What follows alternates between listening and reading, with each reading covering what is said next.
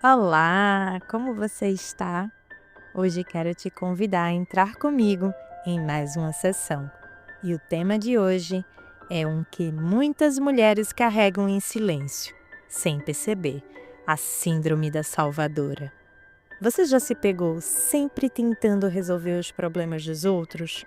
Sempre colocando as necessidades de quem ama acima das suas, acreditando que só assim será amada, aceita ou reconhecida? Pois é, isso tem nome e tem peso.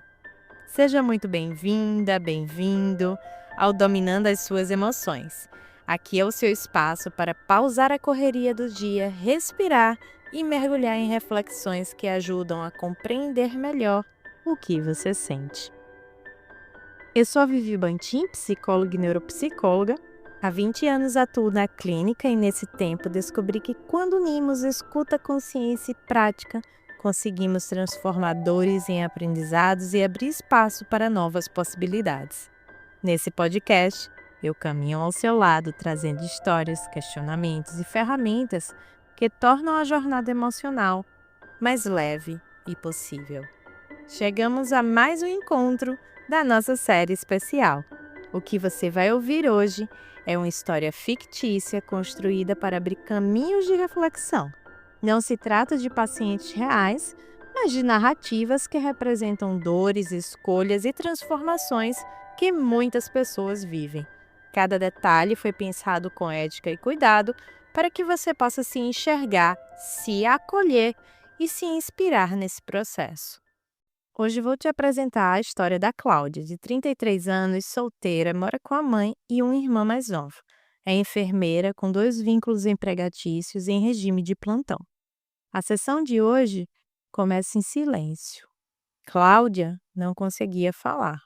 Respirava de forma contida, como quem tem muito a dizer, mas não encontra a porta certa para começar.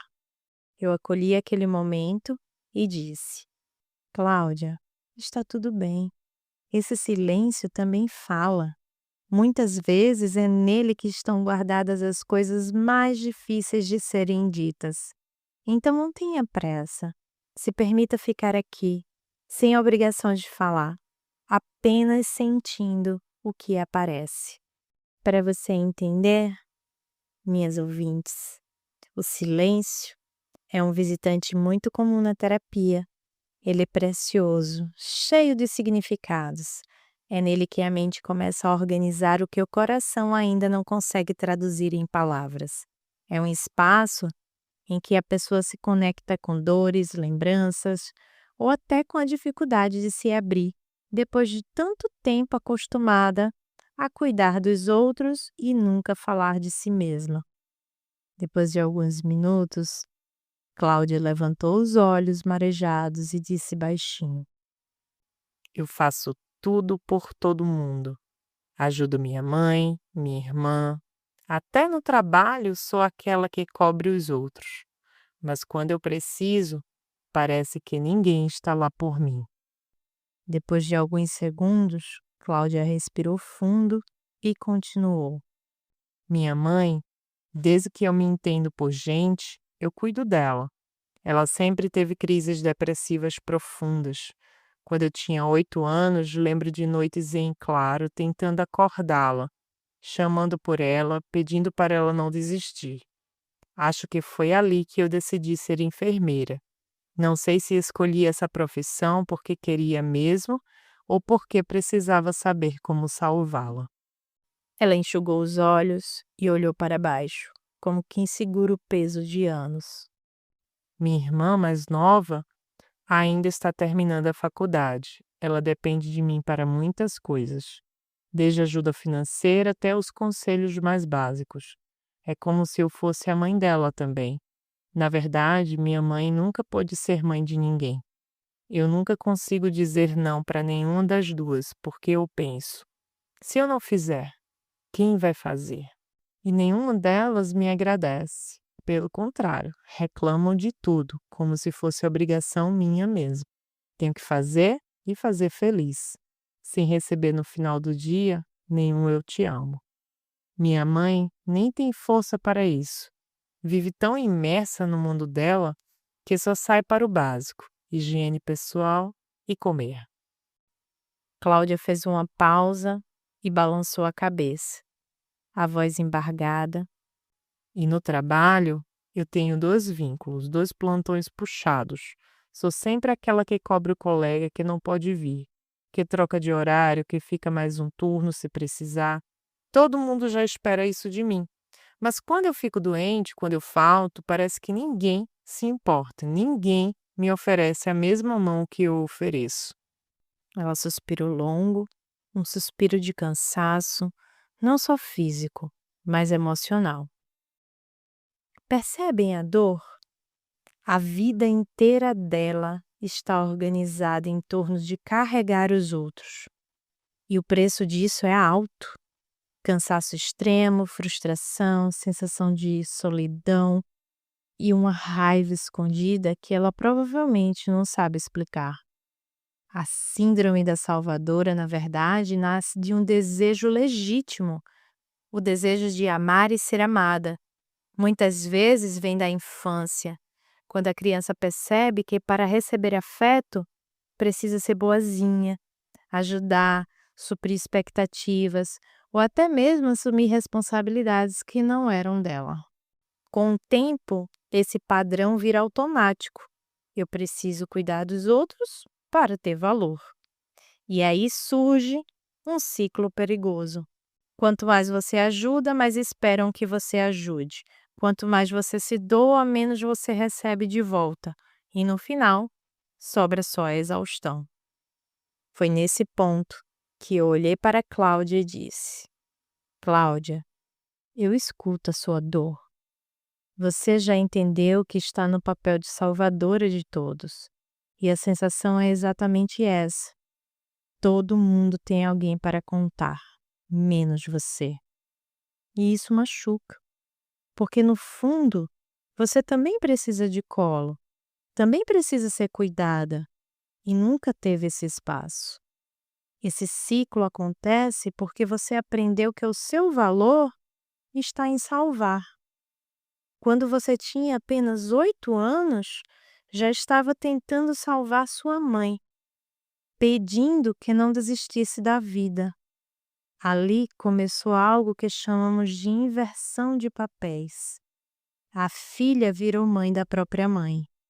E essa inversão não é só uma lembrança do passado, ela moldou a forma como você se relaciona até hoje. Porque quando uma criança cresce nesse lugar, ela passa a acreditar que é preciso estar sempre atenta, pronta para socorrer, para assumir responsabilidades que nunca deveriam ter sido dela. E aos poucos, o cérebro e o coração aprendem a mesma regra. Eu só tenho valor se eu cuidar, se eu salvar. Você cresceu, mas continuou repetindo esse papel com a sua mãe, com a sua irmã, com os colegas de trabalho. Você não precisa continuar tentando salvar o mundo agora, porque não era e não é a sua responsabilidade. Uma criança não tem condições de carregar uma dor tão grande. E uma mulher adulta, mesmo sendo forte, não precisa viver sozinha nesse lugar. Cláudia, pensa comigo. Se você cair no meio de um plantão, desmaiar de cansaço, você consegue ajudar alguém? Não. Só é possível cuidar do outro quando você também está de pé. É como no avião, quando mandam colocar a máscara de oxigênio primeiro em você, antes de ajudar os outros. Porque sem ar, você não salva ninguém. Por isso, o desafio agora é começar a devolver os papéis para os seus lugares. Sua mãe é mãe, sua irmã é irmã, seus colegas são colegas. Você não precisa mais sustentar o mundo sozinha. Você não precisa escolher entre cuidar de si ou cuidar dos outros, mas precisa aprender a incluir você nessa equação, para aprender a se colocar também no lugar de quem merece cuidado. Porque sim, Cláudia, você merece. E você que está me ouvindo agora também merece. E para você, ouvinte, te deixo mais algumas reflexões. Quando você corre para resolver o problema de alguém, qual é a emoção que surge dentro de você? Ansiedade? Medo da rejeição? Necessidade de aprovação? Que lugar da sua vida fica vazio quando você gasta energia demais tentando ser o alicerce de todos? Se você parasse de salvar, do que você tem medo? De perder amor? De ser esquecida? De não ser importante? Essas reflexões são profundas, mas essenciais para começar a perceber os bastidores desse comportamento. Após compartilhar tudo aquilo, eu olhei para Cláudia e perguntei com suavidade: E como você se sente ao escutar essas palavras? O que atravessa você quando ouve que não precisa mais salvar? Ela ficou em silêncio por alguns segundos, o olhar perdido, como quem buscava dentro de si algo que nunca tinha se permitido nomear. Até que, com a voz embargada, ela disse: Mas, se eu não fizer, quem vai fazer? Quem vai cuidar da minha mãe, da minha irmã, do meu trabalho? Eu tenho medo que tudo desmorone se eu parar. Tenho medo de ser egoísta, tenho medo de ser vista como alguém que não se importa. É como se tivesse abandonado a todos, mesmo que isso signifique me abandonar. E abandonar minha mãe significa deixar ela morrer. Ela só não faz algo pior por mim. Me prometeu que não faria mais. Olhei para Cláudia e disse: Cláudia, eu ouço cada palavra sua. Eu sei que dentro de você essa promessa é real. Você acredita que se parar algo terrível vai acontecer, que se não segurar tudo cai, que se não cuidar sua mãe não vai sobreviver. Mas cuidar não é o mesmo que salvar. Estar presente não é o mesmo que impedir que o outro viva as consequências da própria vida. Você não está abandonando sua mãe, nem sua irmã, nem seus colegas. Você está devolvendo os papéis para os lugares que deveriam estar. Está deixando que cada um caminhe com as próprias pernas. Porque só assim eles podem crescer, se fortalecer, buscar ajuda profissional, aprender a lidar com a própria dor. Sua mãe precisa de ajuda profissional. Esse é um espaço que você, como filha, não consegue nem deve ocupar. Esse lugar não é seu para dar conta, nunca foi. Você pode apoiar, incentivar, estar perto, mas não pode assumir o tratamento nem a vida dela. E eu sei que, no fundo, essa ideia assusta. Parece abandono, mas na verdade é um ato de amor. Amor que respeita limites. Amor reconhece que cada um tem o próprio caminho e que o seu caminho também precisa ser cuidado. Cláudia, o que você viveu aos 8 anos foi muito intenso e doloroso. Você teve que ser adulta cedo demais. Mas hoje, como mulher, você pode começar a devolver essa bagagem. Você pode soltar, pouco a pouco, esse peso que não era seu.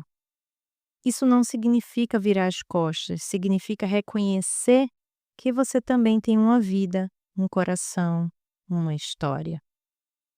Cláudia respirou fundo. Pela primeira vez, ela não olhou para baixo. O olhar dela encontrou o meu, úmido, cansado, mas um pouco mais leve. Era como se uma rachadura tivesse se aberto no muro que ela construiu para segurar o mundo. Isso não é o fim, mas o início de um processo que vai ecoar e ser pauta de muitos outros encontros. Porque se até agora ela só aprendeu a existir sendo a salvadora, daqui para frente ela pode aprender a existir sendo Cláudia, uma mulher que tem história, que tem sonhos, que tem limites e que tem o direito ao descanso, ao cuidado e ao amor sem precisar carregar o mundo nas costas. Cláudia me olhou intensamente e disse: Mas eu não sei como fazer isso. e eu respondi: você não precisa saber tudo agora. Ninguém aprende a andar sem antes dar o primeiro passo. Hoje o seu passo foi olhar para essa dor e reconhecer que ela existe. O resto nós vamos construindo juntas. Um limite de cada vez, um cuidado de cada vez, uma nova forma de amar sem se anular. E assim encerramos a sessão. Não com respostas prontas, mas com um convite, o de se permitir soltar o peso que nunca foi dela e se abrir para uma vida em que cuidar de si mesma não é egoísmo, mas necessidade. E talvez você que está me ouvindo agora também se reconheça nesse lugar. Talvez também esteja carregando papéis que não são seus.